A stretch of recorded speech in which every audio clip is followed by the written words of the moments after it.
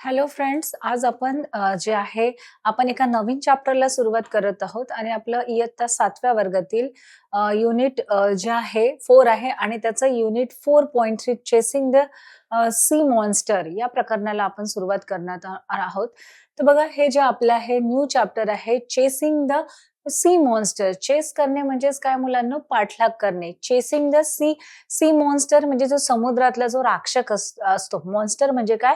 राक्षस. तर chasing the sea sea monster म्हणजे समुद्रातला जो राक्षस असतो त्याचा पाठलाग कशा प्रकारे करण्यात आलेला आहे आणि ही जी रोमांचक अशी समुद्रातली जहाजावरची ही स्टोरी आहे आणि जे क्रू मेंबर्स असतात म्हणजे समुद्रावरचे कर्मचारी असतात त्यांना समुद्रात प्रवास करताना त्यांना काय म्हणजे कुठलं तरी असं क्रिएचर दिसतो, एक प्राणी दिसतो आणि त्यांना असं वाटतं की ते कुठलं तरी काय आहे, खूप मोठा असा मासा आहे किंवा खूप खूप मोठा असं बेस्ट म्हणजे प्राणी आहे आणि त्याला आपल्याला काय करायचे? चेस करून त्याच्याशी लढायचं आहे. तर अशी रोमांचक जी कहाणी आहे ती आपण अभ्यासणार आहोत. तर म्हणजे तुम्ही सगळे रेडी आहात? तर चला आपण या अशा रोमांचक कहाणीला सुरुवात करूया. तर बघूया आपण चेसिंग द सी मॉन्स्टर. तर बघा, चेसिंग द सी मॉन्स्टर मधलं सर्वप्रथम आपण काय बघूया? इंट्रोडक्शन बघूया. म्हणजे पाठाची प्रस्तावना बघूया की पाठात काय दिलेलं आहे लेसन मध्ये. एक्झॅक्टली आपण जे आता हे जे लेसन आहे, पाठ आहे, आपण अभ्यासणार आहोत तर त्याच्यात काय काय दिलेलं आहे आणि कुठले कुठले ऍडव्हेंचर आहेत आणि कुठलं कुठलं असं थ्रिलर आहे आणि आपली जी उत्सुकता आहे, हा जो चॅप्टर आहे तो शेवटपर्यंत काय आपली जी उत्सुकता आहे तो असं टिकवून ठेवतो की आता काय होईल, आता काय होईल, आता काय होईल. तर अशी आपली उत्सुकता टिकवून ठेवतो. तर अशाच चेसिंग द सी मॉन्स्टर अशा पाठात म्हणजे हे प्रकरण आहे ते याच्यात काय आहे म्हणजे ऍडव्हेंचर आहे, म्हणजे साहसी अशी कथा आहे. परत असं काय म्हणू त्याला आपण, म्हणजे असं उत्सुकता आहे की बाबा आता काय होईल, की याच्यानंतर काय होईल, म्हणजे जहाज सापडेल का, की तो मॉन्स्टर सापडेल का, मग त्याला मारतील का. तर म्हणजे आपल्याला कसं आपले जे इंटरेस्ट आहे ते पूर्णपणे ही जी स्टोरी लास्ट पर्यंत काय करते? टिकवून ठेवते.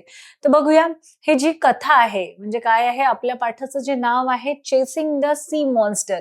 तर actually chasing the sea monster आहे हे जे फ्रेंच लेखक आहेत, फ्रेंच रायटर आहेत, काय नाव आहे त्याचं? ज्युल्स वर्न आहेत. यांनी ही जे कथा लिहिलेली आहे हे त्यांनी लिहिलेली आणि ज्युल्स वर्न यांची एक नॉव्हेल आहे. कुठली? 20,000 leagues under the sea. 20,000 leagues under the sea या नावाची त्यांची नॉव्हेल आहे, म्हणजे कादंबरी आहे आणि त्या नॉव्हेल मधून हे जे आहे आपल्याला जे चॅप्टर आहे किंवा एक थोडक्यात एक भाग दिलेला आहे आपल्याला तो अभ्यासाला आहे. तर बघा, या पाठाचे जे लेखक आहेत, जे रायटर आहेत, काय नाव आहे त्यांचं?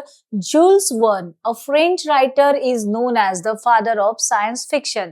तर ज्युल्स वर्न आहे. तर बघा, आपण बघितलंय की जे रायटर राहतात त्यांना फिक्शन म्हणजे ज्या कथा असतात किंवा अशा काल्पनिक कथा वगैरे असतात. तर आपण बघितलं की कोणी जसे एसे आपण चार्ल्स लाम्सचे एसे वगैरे बघाल तर ते स्वप्नात काय काय घडतं किंवा कोणाचं रोमॅन्टिक कथा असतात, कुठल्या साहसी कथा म्हणजे कोणी साहसी कथा लिहितो, तशा कथांचे वेगवेगळे प्रकार असतात. पण जे आहे ज्युल्स वर्न हे जे फ्रेंच रायटर आहेत त्यांनी सायन्स संबंधी म्हणजे विज्ञानात त्यांना इंटरेस्ट होता आणि त्यांनी जी ही नॉव्हेल वगैरे लिहिलेली आहे किंवा ह्या कथा लिहिलेल्या आहेत, तर त्यांना काय ते सायन्सवर आधारित आहेत, म्हणजे विज्ञानावर आधारित आहे. म्हणजे ज्या काळात तुम्ही बघाल की एरोप्लेन, जे पाणबुडी वगैरे आहे किंवा जहाजे आहेत मोठमोठी आणि विज्ञानाचा म्हणजे असं काही शोधच लागलेला नव्हता या गोष्टींचा, त्या काळात त्यांनी त्या वस्तूंविषयी लिहिलं. म्हणजे ही त्यांचं जी काल्पनिकता आहे, काल्पनिक शक्ती किंवा त्यांचं इमॅजिनेशन आणि ते किती हुशार आणि त्यांचं ऑब्झर्वेशन किती असेल आणि त्यांचं वैज्ञानिक दृष्टिकोन असेल किती असेल हे आपल्याला या स्टोरी मधून कळतं. की म्हणजे ते सायंटिफिक होते, म्हणजे त्यांना विज्ञानाशी आणि विज्ञान विषय का आवडायचा आणि त्यांच्या रायटिंगचा म्हणजे ते जे काही लिहायचे तर त्यांचा रायटिंगचा भागच विज्ञानाशी रिलेटेड अशा गोष्टी असायच्या. तर बघा, Jules Verne a French writer is known as the father of science fiction. तर त्यांना काय म्हणतात? Father of science fiction. म्हणजे विज्ञानाच्या कथांचे जनक म्हणतात. जे विज्ञानाच्या कथा असतात, फादर म्हणजे वडील, ऑफ सायन्स फिक्शन म्हणजे जे विज्ञानीच्या ज्या काल्पनिक कथा आहेत, विज्ञानाच्या, सायन्स म्हणजे विज्ञान, फिक्शन म्हणजे कथा, काल्पनिक कथा. तर ज्या काल्पनिक कथा त्यांनी रचलेल्या आहेत किंवा लिहिलेल्या आहेत त्या त्या कशाबद्दल आहेत? सायन्स बद्दल आहेत, म्हणजे विज्ञानाशी रिलेटेड आहेत. म्हणून त्यांना फादर ऑफ सायन्स फिक्शन म्हणजे विज्ञानांच्या काल्पनिक कथांचे जनक म्हणून त्यांना असं ओळखलं जाते. He wrote about rockets, space travel and submarines when such things were unknown.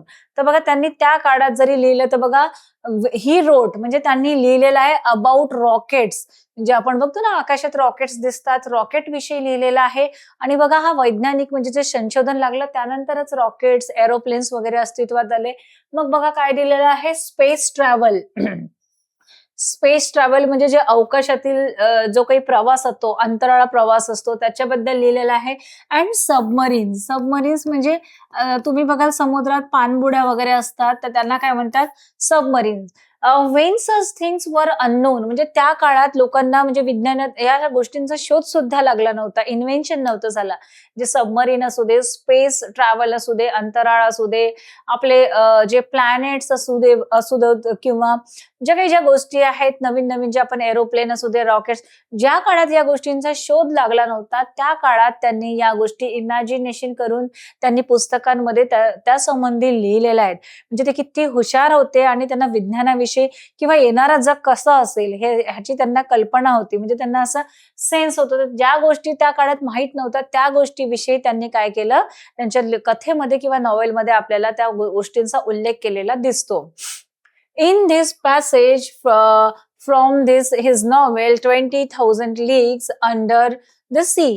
बघा, तर इन दिस पॅसेज जे आपण आता हा उतारा वाचणार आहोत किंवा हे जे चॅप्टर दिलेलं आहे आपल्याला 2-3 पाठाचं पेजेसचा जो लेसन आहे, हा इन दिस पॅसेज म्हणजे या उतार्यात काय वाचणार आहोत, हा जो आपल्याला जी स्टोरी दिलेली आहे ही कुठून घेतलेली आहे, त्यांची जी नॉवेल आहे म्हणजे कादंबरी आहे, त्या कादंबरीचे त्या नॉवेलचं काय नाव आहे, 20,000 लीग्स अंडर द सी. म्हणजे त्यांच्या पुस्तकाचं नाव आहे 20,000 लीग्स, म्हणजे अशा 20,000 संघटना आहेत अंडर द सी म्हणजे त्या समुद्राच्या आतमध्ये आहेत. असं त्याचा अर्थ होतो. ही त्यांची पुस्तक आहे, कादंबरी आहे. 20,000 लीग अंडर द सी या पुस्तकातून त्यांनी काय केलेलं आहे, हा उतारा किंवा हा आपल्याला अभ्यासाला लेसन दिलेला आहे. थोडक्यात, he describes how two people on the ship think of the submarine as an animal and try to chase and hunt it. तर इथे ही जी स्टोरी आहे तर हे त्यांनी काय दिलेली आहे, म्हणजे समुद्रातील आहे, एक जहाज आहे, खूप मोठं शिप आहे आणि त्या शिप ते लढाऊ जहाज आहे, युद्ध नौका आहे आणि त्या युद्ध नौकात जे नेव्हीवाले जे लोक असतात म्हणजे त्याच्यात कमांडर असतो, जे कॅबिन क्रू असते, हे सगळं मेंबर आहेत. आणि त्यांना समुद्रातून म्हणजे त्या युद्ध नौकेतून जेव्हा रात्रीच्या वेळेस ते समुद्रातून प्रवास करतात तर त्यांना काय दिसतं, ही डिस्क्राईब म्हणजे ज्युल्स वर्न यांनी डिस्क्राईब केलेलं आहे how people on a ship म्हणजे ज्या खूप मोठ्या जहाजावर जे लोक असतात किंवा जो कर्मचारी वर्ग असतो, think of this submarine as an animal. जी सबमरीन असते म्हणजे जी पाणबुडी असते, सबमरीन म्हणजे काय, पाणबुडी जी असते, तर तिला ते लोक काय समजतात, समुद्रातला खूप मोठा बीस्ट म्हणजे ॲनिमल समजतात किंवा खूप मोठा जो वेल वगैरे मासा असतो एकदम मोठा, तर त्यांना असं वाटतं की तिथे समुद्रात सबमरीन असते आणि त्यांना सबमरीन विषयी आणि पाणबुडी विषयी म्हणजे माहिती नसतं की असं काहीतरी लॉन्च झालेलं आहे आणि समुद्रात पाणबुड्या सुद्धा असतात, हे त्या लोकांना माहिती नव्हतं. तर त्या सबमरीनला म्हणजे त्या पाणबुडीला ते काय समजतात समुद्रातले खूप मोठा ॲनिमल आहे and as an animal and try to chase and hunt it. आणि त्यांना वाटतं की हे समुद्राचा ॲनिमल आहे, हा खूप धोकादायक आहे, म्हणून ते करतात ट्राय टू चेस म्हणजे त्याचा पाठलाग. चेस करणे म्हणजे काय, त्याचा ते पाठलाग करतात अँड हंट इट आणि त्यांना काय करायचं असते, त्याचा शिकार करायचं असते. म्हणजे त्यांना वाटते की आपण जेव्हा ट्रॅव्हल वगैरे करू तर हा जो मोठा ॲनिमल आहे हा आपल्यावर हल्ला करेल आणि आपले जहाज संपवून टाकेल आणि आपण मारले जाऊ. तर त्या नादात काय करतात, त्या पाणबुडीला म्हणजे त्यांना माहिती नसते पाणबुडी काय आहे, तर त्यांना ते पाणबुडीला काय समजतात की ते काय खूप मोठं क्रिएचर आहे, खूप मोठा प्राणी, बलाढ्य असं मासा, देवमासा किंवा वेल मासा वगैरे आहे आणि तो आपल्यावर हल्ला करेल. त्या आधीच काय करूया, आपण त्याचा चेस करूया म्हणजे पाठलाग करूया आणि त्याचा शिकार करूया. तर बघा, ही जी आहे म्हणजे ही जी स्टोरी आहे तर आपल्याला काय दिसतं आहे की एका गैरसमजामुळे किंवा तुम्हाला विज्ञानाविषयी किंवा कुठल्या जे न्यू इन्व्हेन्शन झालं, न्यू डेव्हलपमेंट असेल, काही माहिती नसेल, तर आपला गैरसमज होऊन म्हणजे आपल्याकडून किती मोठी चूक होते आणि आपला कसा वेळ वाया जातो हे इथे दिलेलं आहे. आणि त्याच्यामुळे आपण नेहमी अपडेट असायला पाहिजे आणि प्रत्येक गोष्टीचं नॉलेज असलं पाहिजे, हे पण फार महत्वाचं आहे. पण त्यांच्या गैरसमजामुळे जे शिपमधले जे मेंबर्स असतात, त्यांच्या गैरसमजामुळे किती मोठा प्रॉब्लेम होतो आणि त्यांना म्हणजे अक्षरशः एक रात्र तात्काळात म्हणजे जागत राहावं लागतं आणि ते त्या सबमरीनचा म्हणजे ते त्याला क्रिएचर समजतात, त्याचा पाठलाग करतात आणि ते लढण्यासाठी तयार राहतात. असे ही ॲडव्हेंचरफुल आणि म्हणजे ॲडव्हेंचर असं थ्रिलिंग आणि उत्साह आणि शेवटपर्यंत इंटरेस्ट टिकवून ठेवणारी अशी स्टोरी आहे, जी कोणी लिहिलेली आहे, जे फ्रेंच रायटर आहेत ज्युल्स वर्न यांनी लिहिलेली आहे. तर मुलांना ही इंटरेस्टिंग स्टोरी आपण आता त्याचं एक्सप्लेनेशन बघणार आहोत. तर बघा आपल्याला काय दिसते आहे पिक्चर मध्ये, एक अथांग असा सी दिसतो आहे, म्हणजे खूप मोठा समुद्र दिसतो आहे आणि आपल्याला समुद्रात काय दिसतोय, एक शिप दिसतोय. म्हणजे हा तर आपल्याला बघा इथे जहाज दिसतो आहे, ठीक आहे. आणि या जहाजामध्ये कॅबिन क्रू, कमांडर किंवा जहाजावर काम करणारे जे लोक आहेत ते आहेत. तर बघा आपण स्टोरीला सुरुवात करूया. Just when the frigate was about to go back, animal came towards it with double speed. तर बघा just when the frigate म्हणजे काय असतं मुलांनो, युद्ध नौका. फ्रिगेट म्हणजे युद्ध नौका, म्हणजे एक लढाऊ असं हे काय आहे, जहाज आहे. Just when the frigate was about to go back, म्हणजे हा फ्रिगेट परत जात होता तेव्हा unearthly animal came towards it double speed. तर या जहाजाकडे काय अनअर्थली म्हणजे अचानकपणे काय झालं, एक खूप मोठा ॲनिमल आहे जो प्राणी आहे, came towards it with the double speed. तर या जहाजाकडे केम टुवर्ड्स, या जहाजाकडे एक जो ॲनिमल आहे, एक क्रिएचर आहे, डबल स्पीडनी म्हणजे जहाजाची जी स्पीड आहे त्याच्या डबल स्पीडनी तो क्रिएचर या दिशेने येताना या कॅबिन क्रू जे मेंबर्स आहेत ह्या शिप मधल्या लोकांना तो दिसला. आता त्यांना आश्चर्य वाटलं की बघा हा तो अपोजिट दिशेने जो क्रिएचर आहे आपल्याला कशासारखा दिसतो, तो खूप मोठा अशा वेल माशासारखा किंवा देव माशासारखा दिसतो, की त्यांना वाटलं की त्यांचं हे जे जहाज या दिशेने आहे आणि त्यांना या अपोजिट दिशेने एक खूप मोठा क्रिएचर त्यांच्या जहाजाच्या दिशेने येताना दिसला आणि डबल स्पीडनी म्हणजे यांच्या जहाजाची जी गती होती त्याच्यापेक्षा जास्त गती या क्रिएचरची किंवा या प्राण्याची होती. Just when the frigate was about to go back, an unearthly animal come towards it double speed. म्हणजे हा क्रिएचर जहाजाच्या दिशेने डबल स्पीडनी येत होता. तर बघा आपल्याला कॅबिन क्रू, कमांडर आणि जहाजावर काम करणारे लोक दिसतात. म्हणजे काय आहे, ही युद्ध नौका आहे. म्हणजे जे आपलं नौदल असतं किंवा नेव्हीचा जो भाग असतो, नेव्हीचे जे लोक असतात ते इथे काम करतात आणि हा लढाऊ असा जहाज आहे, म्हणजे लढाईत वापरला जातो हा असा लढाऊ जहाज आहे. पीपल ऑन द फ्रिगेट वर stunned and scared as they stood motionless. People on the frigate म्हणजे हा फ्रिगेट म्हणजे हे जे लढाऊ जहाज आहे, या जहाजावरचे लोक वर स्टन्ड अँड स्केअर्ड, आणि ते काही स्टन झाले म्हणजे त्यांना थोडासा असा धक्का बसला. अँड स्केअर्ड म्हणजे त्यांना अशी भीती वाटली. दे स्टूड मोशनलेस म्हणजे ते काय, मोशनलेस म्हणजे ते असे स्तब्ध उभे राहिले. मोशनलेस म्हणजे स्तब्ध उभं राहणं असं, म्हणजे चेहऱ्यावर कुठलेही हावभाव नसणे, एकदम आश्चर्याने ते असे उभे राहिले.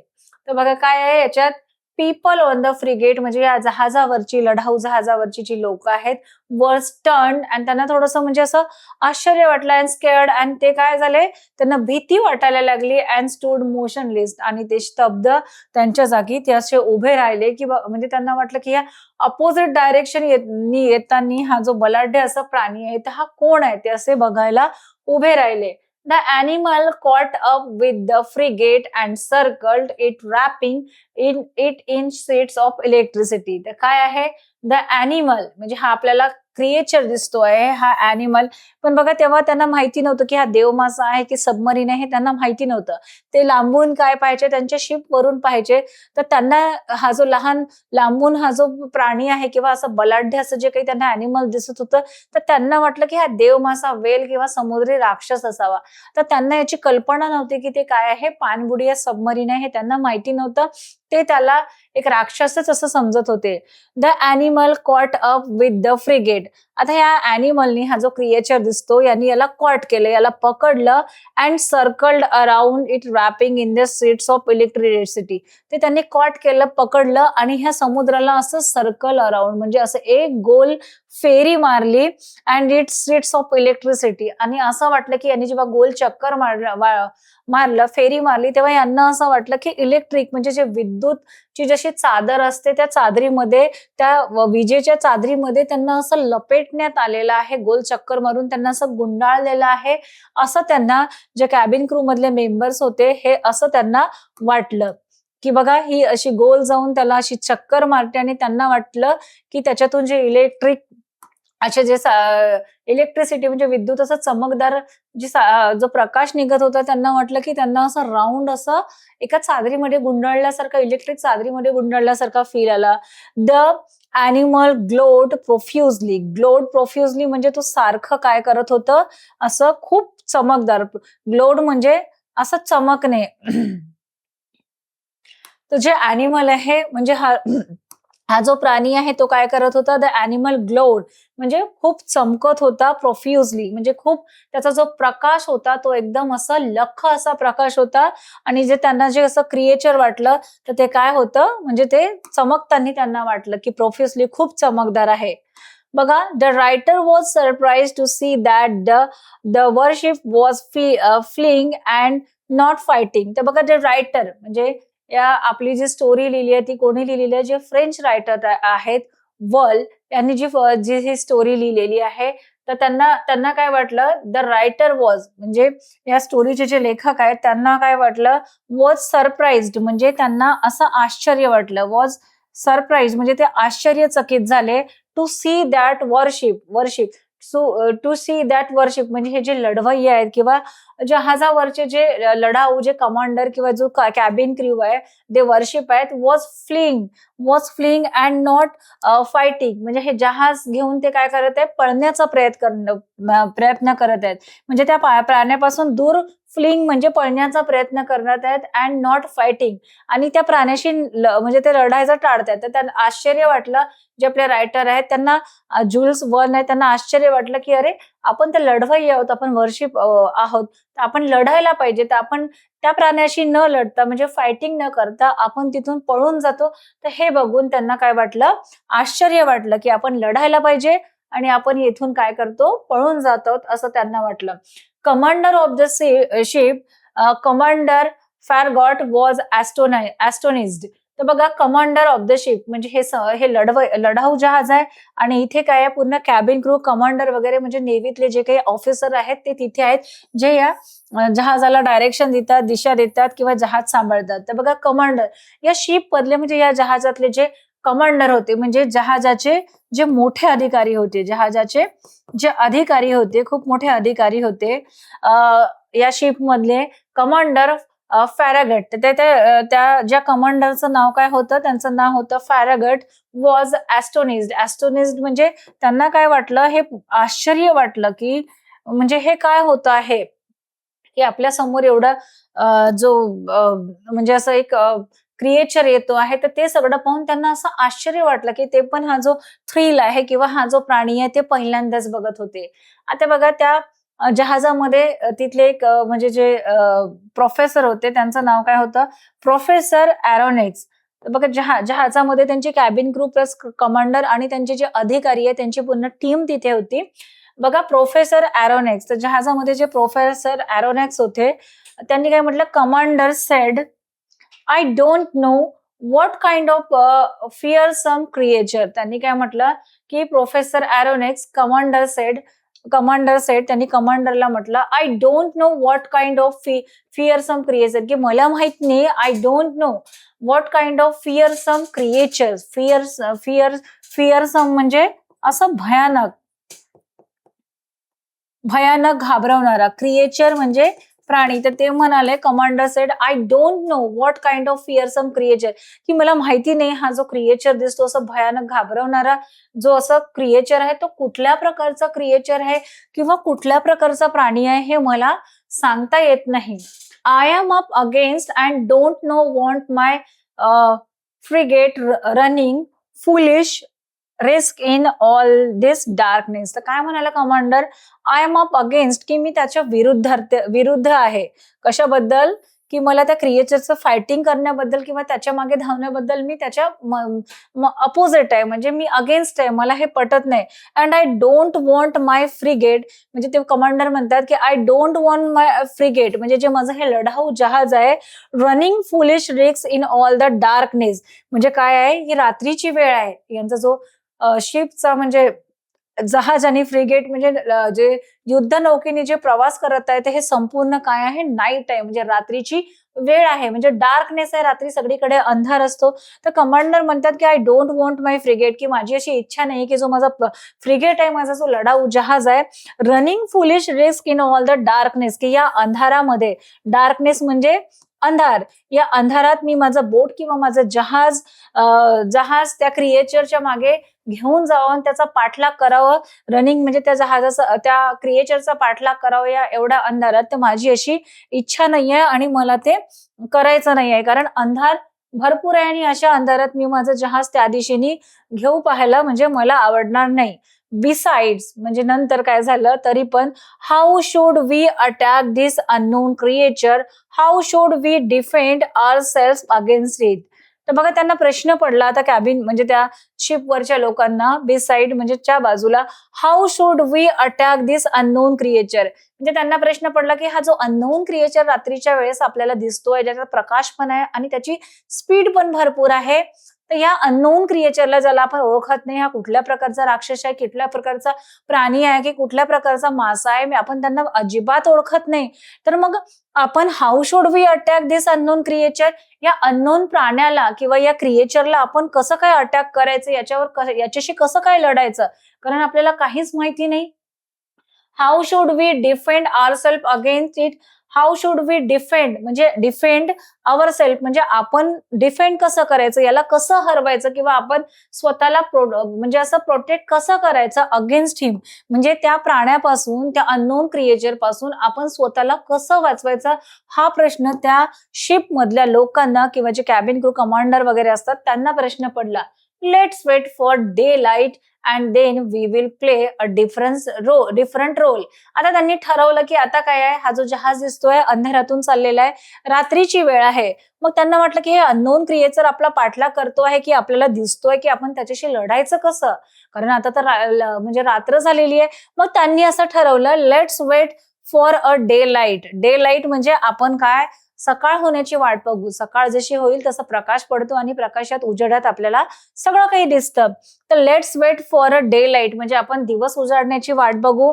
And then we will play a different role, आणि मग त्याच्यानंतर आपण आपली कुठला डिसिजन घ्यायचं किंवा या क्रिएचरशी कसं लढायचं आणि कुठलं प्लॅनिंग करायचं, तर याचं जे डिसिजन आहे, then we will play a different role.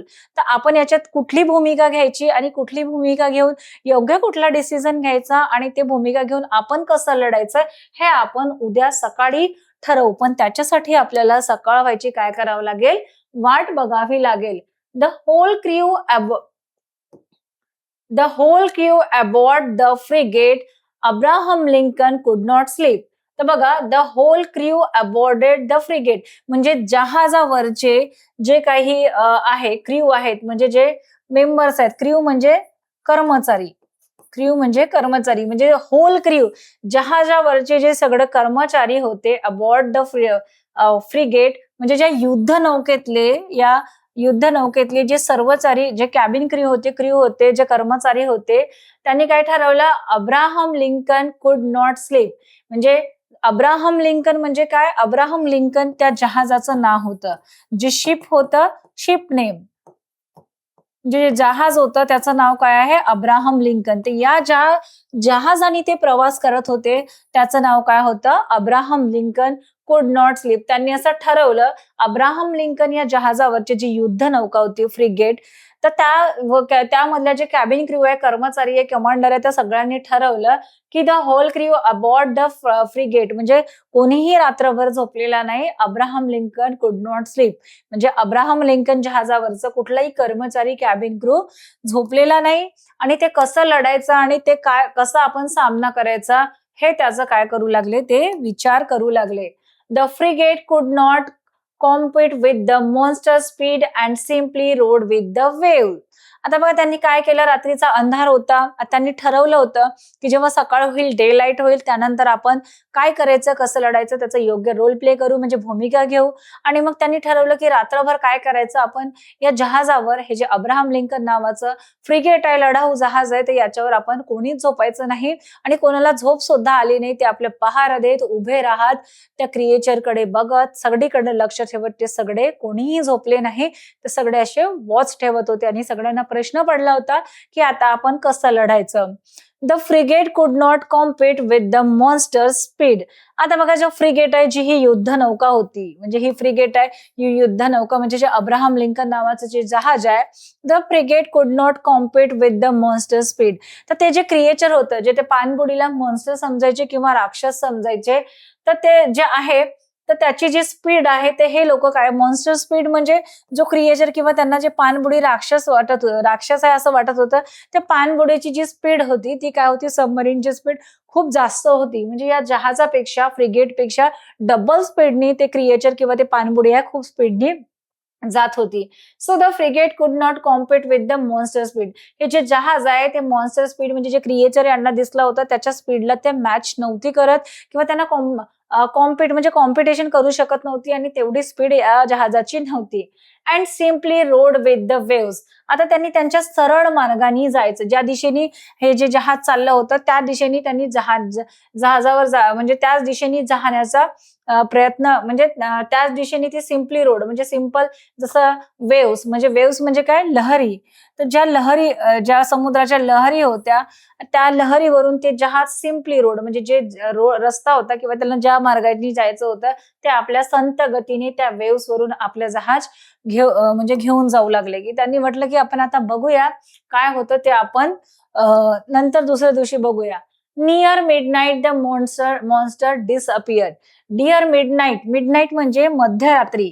जेव्हा मध्यरात्री झाली, म्हणजे मध्यरात्रीला काय झालं, 12-1 नंतर द मॉन्स्टर डिसअपिअर्ड. म्हणजे जे क्रिएचर होतं, मॉन्स्टर म्हणजे जे राक्षस होतं, जे समुद्रात त्यांना दिसलं होतं, तर डिसअपिअर्ड झालं. डिसअपिअर्ड म्हणजे नाहीसं होणे, म्हणजे ते समुद्रातून नाहीसं झाल्यासारखं त्यांना वाटलं, म्हणजे त्यांना ते दिसणं थांबलं. मग त्यांना प्रश्न पडला की अरे, हा मॉन्स्टर किंवा हा क्रिएचर कुठे गेला असेल, तर ते त्यांना रात्री मग ते दिसणं बंद झालं.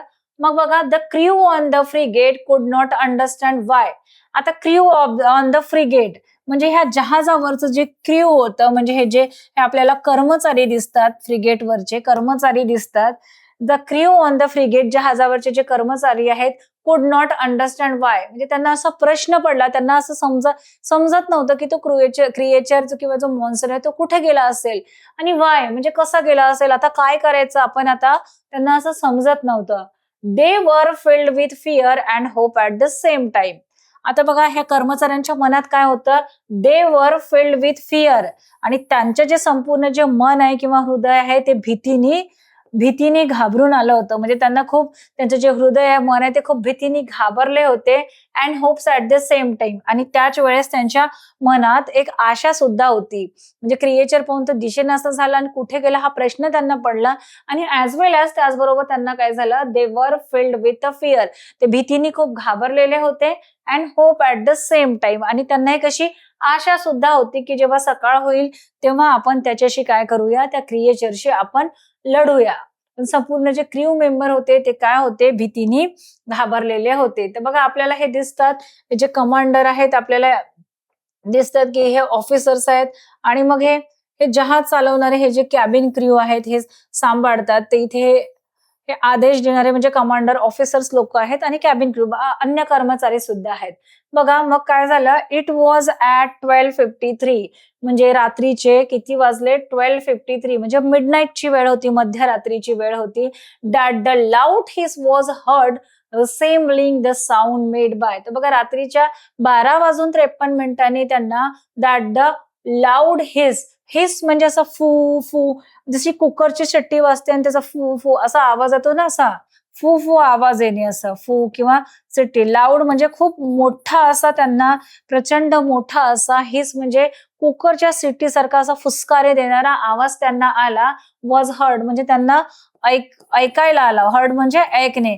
रिसेम्बलिंग म्हणजे सारखं. Resembling the sound made bye म्हणजे त्यांना कुकरच्या सिटी सारखा किंवा हवेचा दाब पडून जसा सिटीचा वगैरे आवाज असतो, तर त्याला हिस लाऊड असं व्हॉइस आला. म्हणजे त्यांना असा फुस असा आवाज आला. द साऊंड मेड बाय त्यांना असं वाटलं, की हा जो हिस असा जो मोठा आवाज येतो आहे आणि तो आवाज कशापासून येतो आहे? Water spout. वॉटर स्पाउट म्हणजे जे पाण्याचे मोठमोठे कारंजे असतात. स्पाउट म्हणजे पाण्याचे कारंजे. Water spout expelled with the tremendous intensity. तर त्यांना वाटलं, की जे पाण्याचे जे कारंजे आहेत, मोठमोठे पाण्याचे जे असे फव्वारे आहेत, एक्सपेल्ड विथ ट्रेमेंडियस. ट्रेमेंडियस म्हणजे प्रचंड आणि इंटेन्सिटी म्हणजे वेगाने. तर त्यांना असं वाटलं, की जे आहे असं हुश असा लाऊड आवाज आला. तर त्यांना वाटलं, की जसं बघा मुलांना आपण जसं समुद्रात वगैरे जातो, तर आपण बोटीनी प्रवास करतो किंवा ज्या बनाना बोट वगैरे असतात आणि ते बोट आपल्याकडून अशी जी रायडिंग झाली, असं फास्ट गेलं, तर आपल्याला असं खूप मोठा आवाज येतो आणि पाणी उसळताना दिसतो. असं दोन्ही बाजूनी पाणी उसळताना दिसतो कारंज्यासारखा. तर तसंच ह्या कॅबिन क्रूच्या मेंबरला आवाज आला, की त्यांच्या जहाजा सोडून कोणतरी गेलाय आणि आणि त्यांना असा लाऊड हिस असा साऊंड आलाय. म्हणजे कुकरची शिट्टी कशी हवेच्या दाबाने असा मोठा आवाज येतो, तशा प्रकारचा त्यांना वाटलं आवाज आला आणि तो पाण्याचा आवाज कशाने क्रिएट झालेला आहे? A water spout expelled with tremendous intensity. आणि जे पाण्याचे कारंजे आहेत एक्सपेल्ड झालेले आहेत, पसरलेले आहेत विथ ट्रेमेंडियस इंटेन्सिटी. म्हणजे त्यांना वाटतं, की ते प्रचंड वेगाने पाण्याचे कारंजे आहेत ते काय झालेले आहेत, इकडे तिकडे पसरलेले आहेत आणि पाण्याच्या कारंजाचा जेव्हा एक्सपेल्ड प्रचंड वेगाने ते असे पसरतात, तर तशा प्रकारचा आवाज त्यांना आलं.